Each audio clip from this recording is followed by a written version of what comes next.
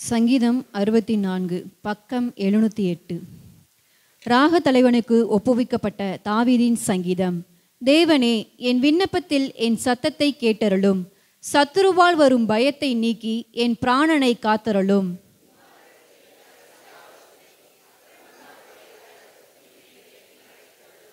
அவர்கள் தங்கள் நாவை பட்டயத்தைப் போல கூர்மையாக்கி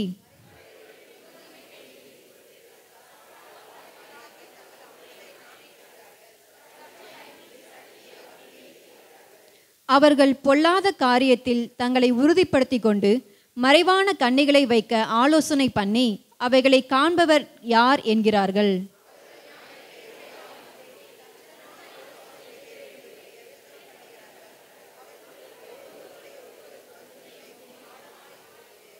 ஆனாலும் தேவன் அவர்கள் மேல் அம்புகளை எய்வார்.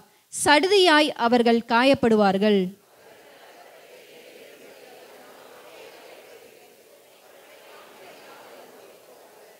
எல்லா மனுஷரும் பயந்து தேவனுடைய செயலை அறிவித்து அவர் கிரியையை உணர்ந்து கொள்வார்கள்.